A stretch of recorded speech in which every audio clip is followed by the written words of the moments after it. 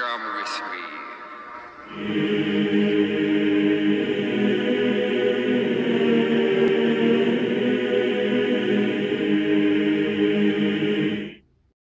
Did I know you did last summer make any sense? Don't think so!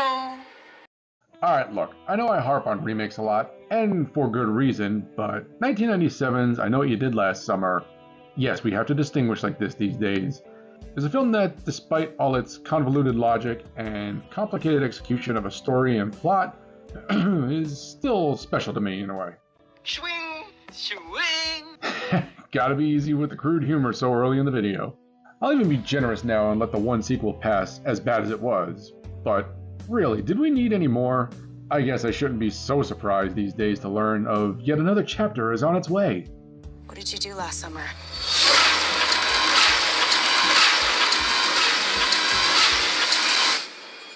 So the trailer is kicking off.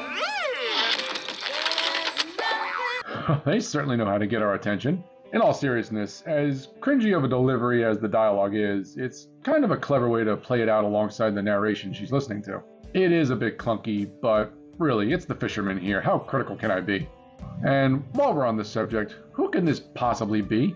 Ben Willis was nothing supernatural last I checked. I don't care how invincible they're trying to make him out to be. So I'm genuinely curious and hoping for something of a surprise here. Looks like they're borrowing scenes from previous entries. So much for confidence building, I guess. I was almost ready to call this a straight up remake, but here we have some returning cast in Freddie Prinze Jr. Damn, where's he been all this whole time? And of course, Jennifer Love Hewitt returning as Ray and Julie respectively. Seems pretty clear what's going on. If you've seen the 97 film, this looks like a paint by numbers.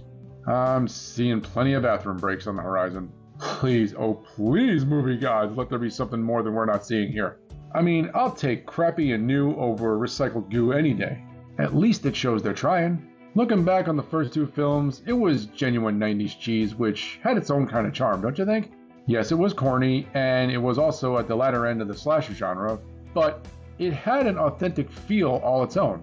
I never felt like these people were acting, well, not really. I mean, they were much more believable performances, in my opinion. Hey, I'm trying to give it some praise here. It was 90s teen bop in a horror film. Can't get any better. These days, one of the biggest issues I have, as I've said in the past, is the attempts at recreating old feelings. I get the sense that the cast is required to binge watch Saved by the Bell or something for the roles. It's not enough. You know how they say often imitated but never duplicated? And I gotta tell you, these copy-paste titles of no distinction don't do much to earn enthusiasm. It is good to see a returning cast among the painful display of newcomers. If there's one thing to look forward to, there's plenty of new blood to be spilled here.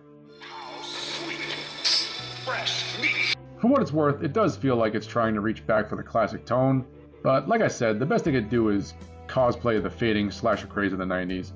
But maybe there's some promise here. Let's not be too quick to judge. Let's check out IMDb.